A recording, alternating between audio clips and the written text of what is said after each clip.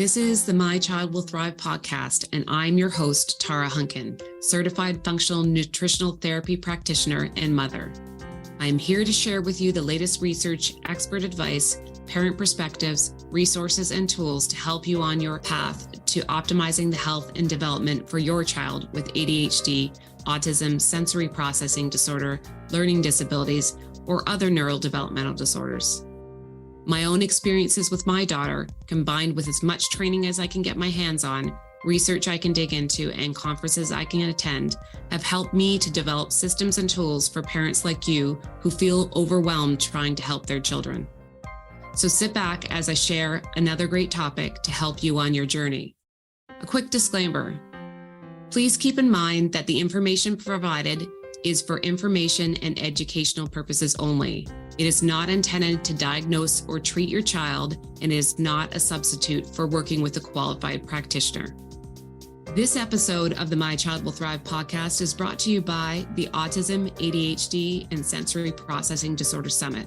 You can sign up for free to watch 10 days of expert interviews and masterclasses at www.mychildwillthrive.com/summit. Now on with the show. Hello, everyone. Welcome back to the My Child Will Thrive podcast. I'm really pleased to have with me today a repeat guest, Kelly Meehan. She was with me back in last fall to talk about her journey with her child with respect to gluten in particular.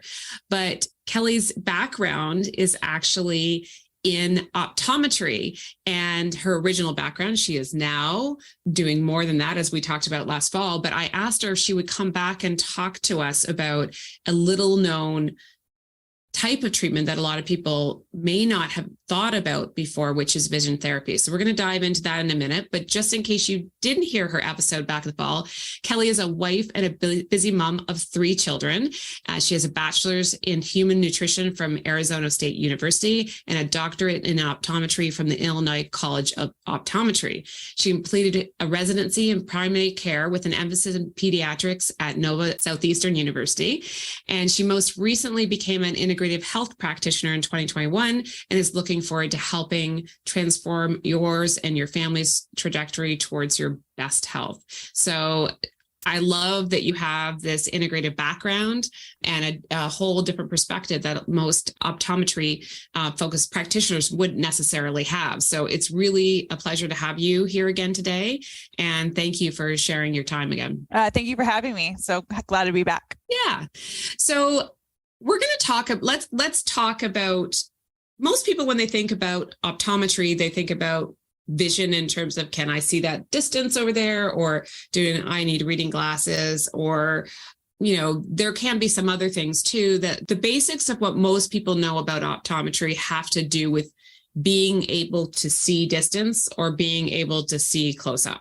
Mm-hmm. So let's talk about all the things beyond that, which is, what are the types of vision problems that can impact things like attention and learning in our kids?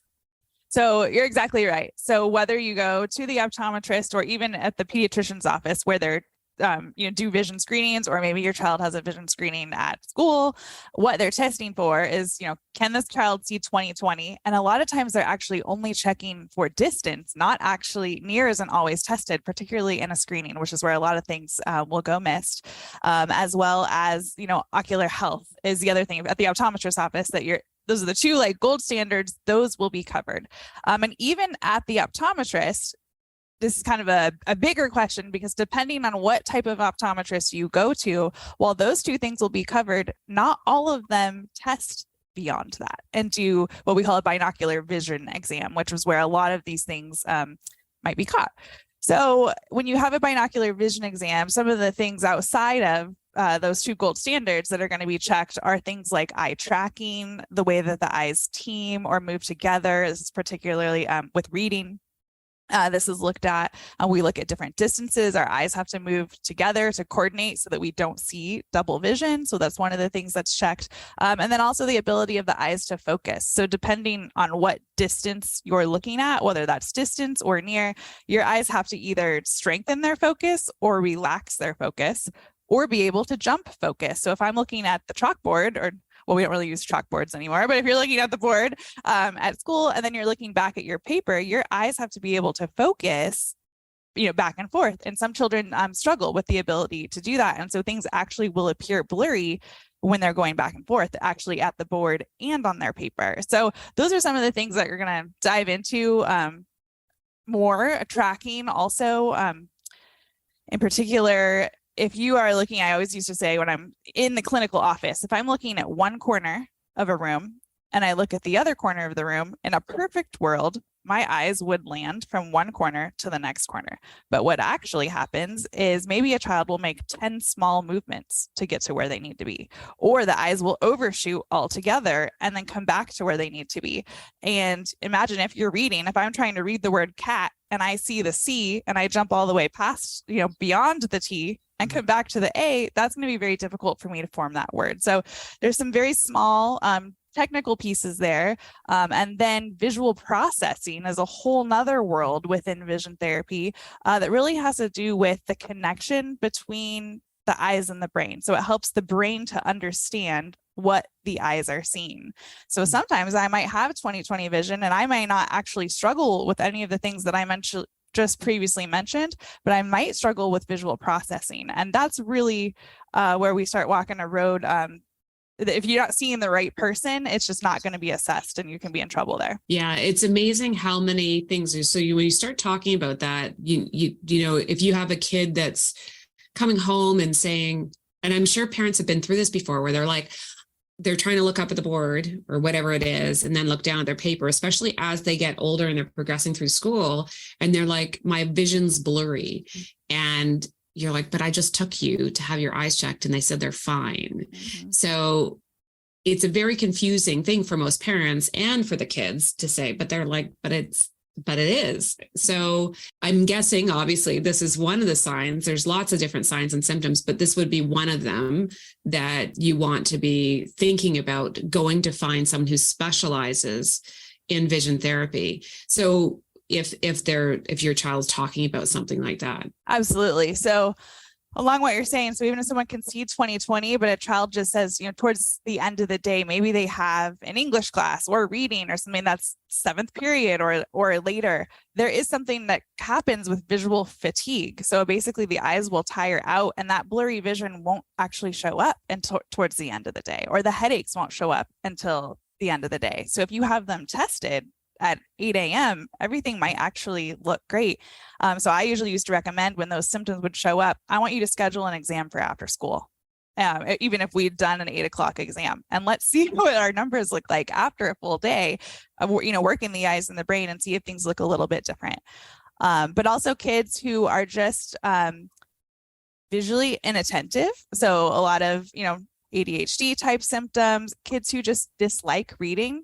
There's usually an underlying reason there. Why do they dislike reading? It's probably because it's difficult on some level. And so we need to dive into that a little bit deeper and see if there are, particular symptoms when it comes to vision and or the processing of vision of what we're reading that need to be addressed a little bit further. So let's talk a bit more about ADHD symptomology specifically. So if you have a child that comes into your practice, which I know that's not what you're doing right now, but if they were coming into your practice and their parent said, my child has ADHD, or says they are inattentive, or, they're having trouble, focusing and staying on task in school, or all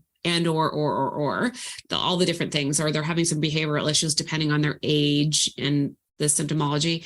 Are you taking that ADHD diagnosis at face value if they have it, or that symptomology or the suspicion, or what can you do? Like, what can you look at from a vision perspective that might explain some of those symptoms? So there's always a root cause. You're going to hear me say it all the time. And so, no, I don't ever take it at face value. And we need to rule out that vision is not a piece of that and or causing that. And so I need to make sure that the child is understanding what they're seeing. So that's always my goal to start. So we'll do a binocular vision exam, and particularly looking at vergences, or the way that the eyes move or team together, is one of the things that I really need to be sure is working optimally, or because 8 to 12% of the pediatric population actually has something called convergence insufficiency. And that's important to know because convergence insufficiency and ADHD, about 8 of the 10 symptoms are almost exactly the same. So it's really important that it's a very huge correlation. So it's really important that we rule that condition out. And some of the things that the child will say or that we know that are symptoms of that, of like words moving on the page, or they look like they're swimming on the page. Well, if words are swimming on a page, that's going to be really difficult for me to read. And that's going to I'm just going to stop. I'm going to have my inattention to that because it's difficult. Sometimes a child will report seeing double vision. A lot of times, another thing that's interesting is a child who has seen double vision their whole life. You'd be surprised how many even 10, 12, 12-year-olds. So you would think would be able to have the feedback to say, I see double. If they've seen that way their whole life, they don't even know to report to you, oh, wait, everybody doesn't see like that. That's not what double vision is. So sometimes I'll actually take my hands and hold them up and, slide my hands back and forth. Do you see the words doing this? Or does it look like this? And they'll be able to give oh yeah, all the time. And then I have moms with, eyes as big as can be. Oh my goodness, they've been seeing double this whole time. So it's really important to just be very detailed. But that there's a lot of things that we're looking to rule out, but particularly convergence insufficiency is at the top of the list for a child with ADHD.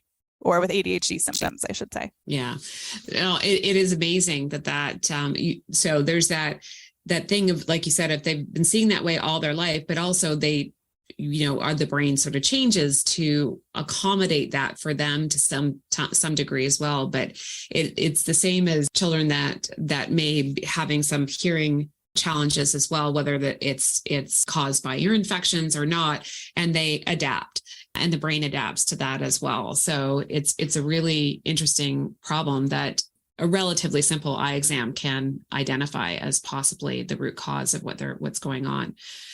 So once someone goes through the testing that you do as with these kids, what does vision therapy look like? What is it? I know it would be different depending on what you learn through that in terms of your findings through that exam, but what is vision therapy when we talk about that? So once someone's identified that they need therapy, they'll be placed in a therapy program that should be bio-individual to their specific needs. So that's one of the great things about vision therapy is it's very tailored to them and what's needed. And typically it's a 4 to 6 month process. I say that very loosely. It does depend on what and how many things are going on. When we're dealing with visual processing, it's definitely on the longer end. But they'll be coming into the office typically once to twice a week, depending on how that office is set up.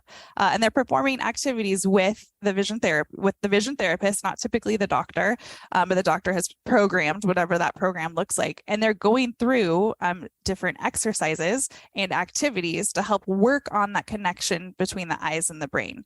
So I'll stop here because a lot of people think that we'll explain vision therapy and they'll compare it to physical therapy. And in some ways it is similar, but we're not actually working on the eye muscles. We're not making your eye muscles weaker or stronger. And that is confused a lot of the time. We're actually working on that coordination between the eyes and the brain. And the great thing about that is once we've achieved that, vision therapy isn't something you should have to do over and over and over.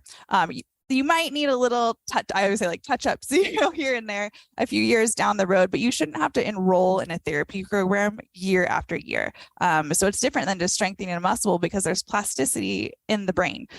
So that's awesome. And with that said, the other big misconception is it's actually not just for kids. So I primarily work with kids, but vision therapy can actually be effective for a lot of people. So kids, it can be for adults, especially with like post-concussion or stroke or traumatic brain injury. There's different reasons that we'll work on therapy there and having to do with the plasticity of the brain and trying to get back areas of vision, or I should say working even with deficits that are there, working around that just to make things a little bit easier and adapt back to activities of daily living for some, and athletes. So some whether they're pro or high school, will come in to work for eye-hand coordination, different reaction times. So there's different reasons that someone might do therapy. Kids is definitely the largest chunk of that. But basically, they're coming in and doing exercises and activities to get that wiring, per se, kind of firing again. Yeah. So you've hit on a lot of really important points there. I mean, obviously, one of the reasons why I love things like this, it's a type of neuro rehab. It really isn't, as you said, it's not about the muscles of the eyes. It's about training the brain. And with that positive neuroplasticity, we can really make a difference and sustain a difference for the kids long term. And then obviously all the other patients that you were talking about. I think the other thing that's really great about what you just talked about as well, especially with the older kids, if you have a kid that you know could be helped by this, but they're resistant because it's another therapy, if they are active in sports or some other thing that they can do that this could help them with their hobby and the thing that they love, it's a great way, and also you can give all sorts of examples of elite athletes and others that do this as part of their regular training. It's a lot easier to get them to be cooperative and actually engage and really thrive in the process as well. Yes, it's a great motivating factor. And honestly, particularly for teenage boys who may not care a whole lot about doing vision therapy to improve their reading, especially if they really dislike reading or school as it is. So yes, we'll use that tactic a lot. Do you play sports? Tell me about what sports you play, and also explaining how it can be helpful there, because therapy, I mean, truthfully, is only as effective as the patient is motivated. So it's very, very important, and that's. And also they need to be able to give appropriate feedback. Are my eyes blurring? Do I see double? So with that said, we usually don't start therapy till about the age of 6 or so, depending on the child's ability to be able to give that feedback. Although you'd be surprised, sometimes there is 4 and 5-year-olds who can give appropriate feedback, and sometimes I have an 8 or 9-year-old, who can't. So that makes it a little bit difficult in some senses. The child and parent do need to be motivated in order to have a successful therapy program. Yeah. So do you typically you said that they come in typically around a couple times a week. Are there home aspects to a program as well? There are usually, once we know that they understand the activity and can give the appropriate feedback, then there's home activities, we're careful not to call them homework, are taken home and worked on throughout the week. But to be honest, it's pretty minimal. Usually say, it's just 5 to 10 minutes, 3 or 4 times a week. So it's not like a 30 or 45-minute process. And it's just to keep those neurons firing at those times that they're at home, and working on those, maybe it's tracking or eye movements or whatever it is, just to keep it fresh and going. Just like if you go to the gym once a week, you're not going to make a ton of progress, but if you did a little bit every day, you're going to be much more successful. So same concept applies here. Yeah. So with all things neuroplasticity, we talk about this all the time too, is that it's frequency, intensity, and duration. And obviously you're giving direction on that in terms of how it would benefit them. So with this type of therapy, though, that duration aspect, is there a point at which you want them to stop? Is that where they're saying it's getting blurry? Because does it push it past the point of being beneficial and into where you might be sort of tapping into that negative neuroplasticity again? Different activities, sometimes we want them to blur, especially when I'm talking about working on like strength of focus or being able to relax their focusing ability. The blur is actually a cue to them that I've either reached or need to back off, depending on what we're working on. That's their cue to stop a lot of times, within the therapy activity. So yes, so I need them to understand what that looks like so they can do whatever is appropriate when the cue happens. And we of course educate mom or, the adult with them on all the ins and outs of the exercises and what to do and how that works. Yeah. Can you give me an example of someone, obviously anonymously, but that has come in and where they or their family has, where they were when they first came in to what they were able to achieve by going through, just from a sort of a symptomology perspective? There's a lot. I would say the most common scenario is someone who comes in for their eye exam because they're struggling in school, right? That's usually how someone lands into an eye exam. And we've discovered, there's either poor reading fluency and typically I'd say the cases that we do have the most success with is, poor tracking, or we've figured out some convergence issues, or eyes are not moving appropriately when they read. So being able to work on those, and those are typically our 3 to 4 month cases, I would say. And at the end of that, having a child who, from a symptom perspective, is enjoying reading again. Mom will say, I don't have the fight at home of getting them to read for 15 minutes or even perform their homework, because a lot of children that even avoid, let's just say math, for example, it may actually be that the tracking of the eyes is difficult, is just as difficult in a math problem as it is with reading. So I hear that a lot, the symptom decrease as far as the dislike of the activity. And then from a teacher's perspective, they're much more attentive in class. They're willing to read out loud. Their reading levels have increased, or we're now up to grade level. So sometimes it's a longer process than that, but a lot of times in 3 or 4 months, we can make a lot of progress. That's amazing.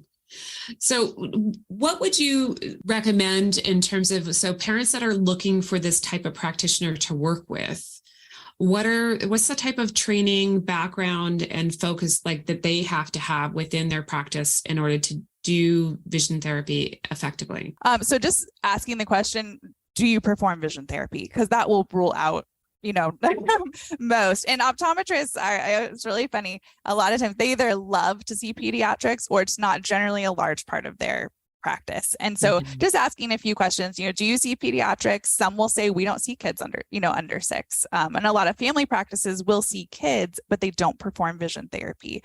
So asking, do you perform vision therapy? Do you do binocular vision exams? And if my child should need it, do you have somewhere you recommend to go to therapy? Some doctors will do those exams and have colleagues that they refer to for the therapy, and they go back and forth that way. So just finding out there, is it part of their practice?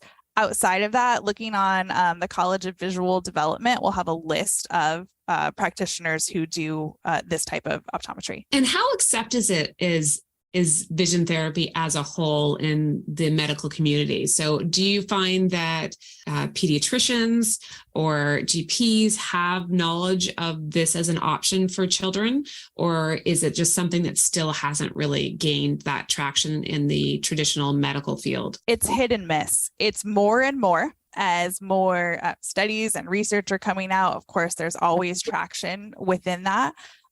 There are, even within ophthalmology, it's hit and miss. So there's a lot of now ophthalmologists who are hiring optometrists because they're seeing the benefit of having therapy both pre and post surgery. In some cases, if it's needed, or will refer for therapy before surgery to see if we can get to avoid the surgery. That's always the goal, of course. So it's hit and miss. It's definitely gaining traction. In general, I would say, in my experience within a pediatrician's office, it's lowly accepted, and that's just because there's just not enough knowledge or education. Unfortunately, optometry has not done a great job on educating on the preventative care like a dentist does. So, like, you go to the dentist every 6 months. Why? Because the dentist says that you should go and have your teeth cleaned and stay up on that preventatively. But unfortunately, we've been looked at vision not in that way. And, when you have pink eye, you land in the optometrist chair, or you've gotten to the point where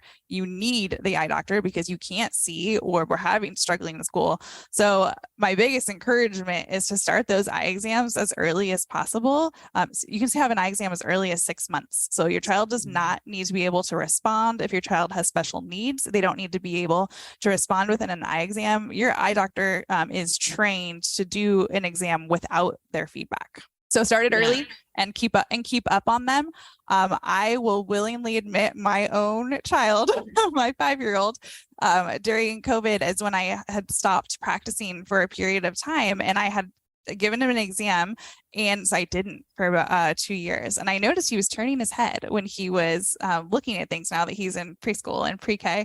And I took him in, and sure enough, he has a very decent prescription in one eye. So I thought, oh, I'm going to eat it here, but we all make mistakes. But even, with that said, I'm like, my friends are never going to my other colleagues let me hear the end of this. But so keep up on it. Just because you did it 2 years ago and always before the start of school. So preschool, kindergarten, Yeah. you need that baseline so that should things go awry, in that first, second grade, you have a baseline to go back to. Yeah, I think it's interesting that you say that.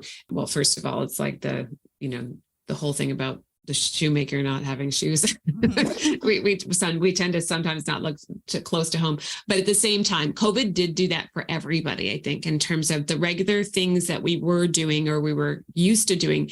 And because it happened, well, it seemed to take forever, but yet in the blink of an eye, we lost a couple of years. I think everybody kind of feels that way, that how did we, what happened to the last 2 years? It's like we jump forward. We do need to catch up on these things and obviously a lot of the healthcare practitioners were just trying to keep up and catch up with all their patient populations as well. So it's a great reminder to go and do all of these things that we needed to be doing on a regular basis, especially when the kids are really young and growing. Here in Canada, they recommend every year, as you were suggesting, for children until a certain age, and then it's every 2 years. But it is something that we really need to keep up on. It's amazing how quickly that can sneak up. And I would imagine, again, touching base with the teachers as they start school to see if they see something that you hadn't noticed because you're around them all the time. And sometimes we don't see these things. Sometimes we're the best people to be asking. I would imagine that's if something's popping up in the school year that never popped up before, it's a time to reach out for help as well. Absolutely. The teacher is a wonderful resource. And so a lot of times we communicate with them directly back and forth, but, they're with your child all day and they're the ones who are going to see, even just talking about jumping from the board back to the paper, you're probably not going to see that type of scenario at home, but the teacher's going to see that. And a lot of times a child will actually be getting in trouble for social interaction or talking, but a lot of times if they're sitting in the back of the room, they're looking at their friend's paper or talking to see to figure out they can't see and they're trying to get the information from their friends. So that happens a lot. Sometimes that will come out. They actually aren't as social as we thought. They were just trying to see what was on their friend's paper and they get accused of cheating or whatnot, but they just were trying to see. But the teacher is the best resource, and they're also the best resource for progress, especially when we're dealing particularly with reading levels and working in that regard. Is they're going to see that success much faster and easier a lot of times than a parent will. Well, this has been really helpful. I think that, as you know, I talked to a number of functional neurologists here, and they often include vision therapy as part of an integrative approach to care as well. But it's really interesting. And it's also likely more accessible to most people to go find, sometimes we can't find someone who can do all the things. And it's always nice to have a specialist that just does that one thing and to go to them and start working on it, because it is amazing how much improvement you can get. Now, that being said, let's sum things up in terms of, I think you've already pointed out, when your child is presenting with a number of different symptoms, what should their expectations be as an outcome from vision therapy as a standalone therapy? And what else may they need to do beyond that? So that's a great question. It's actually what made me, for the moment, kind of change careers. And that has to do, when we're talking strictly about eye movements, vision therapy as a standalone therapy can be very effective. When we're starting to dig into more visual processing and the ADHD component, generally it's a tool to use for the larger piece of the puzzle. So of course, as we know, going back to the foundations, diving into our building blocks of nutrition and diet. I always say to patients, when you're on your third or fourth ADHD medication and it's not working, vision therapy is not, you're not going to come in here and this is just going to fix it. This may be very helpful, but we've got a lot more digging to do here behind the scenes. So it's great. I would say maybe 50% of the cases it can be a standalone, and your doctor should be able to educate you based on your individual situation and what's going on, how effective just vision therapy will be as opposed to needing more of those tools. No, and it's really helpful to hear that. And as you and I both know, all the things you can do to support your health while you do these types of therapies, they're going to be even more effective, because if you're supporting For example, nutritionally, with sleep and everything else, the brain's going to respond a lot faster and more effectively to any therapy that you do as well. So as always, as you mentioned, we want to focus on those foundational health things like diet and environmental factors and things like hydration and everything else to make sure that we're supporting the therapy that we're putting the time and energy and money into on a weekly basis, monthly basis while we're doing vision therapy. Thank you so much again, Kelly, for joining us here. If anyone wants to reach out to Kelly, you can find her on Instagram. We're going to put the link to her Instagram page. Is there anywhere else that people can reach out to you? Yeah, so just through my website, designfamilywellness.com, or even through email, kelly@designfamilywellness.com is the easiest way to get a hold of me. We'll make sure that we put those links down there too. I so appreciate you coming and speaking with us today, and I'll remind everybody that Kelly also joined us to give her a talk about how her journey with her child as well, with respect to specifically gluten and the impact of gluten on their journey. So please, we'll link to that podcast as well. So if you've enjoyed this episode, I really would like you to go back and listen to that as well. And again, I so appreciate you joining us here today and sharing your expertise with us and everyone here at My Child Will Thrive. Absolutely. Thank you for having me. Thanks for joining me today. If you've enjoyed this episode, please support us by subscribing and giving us a review on your podcast platform of choice. This is Tara Hunkin, and I'll catch you on the next episode of the podcast or over at mychildwillthrive.com, where you can find articles and the free My Child Will Thrive toolkit too.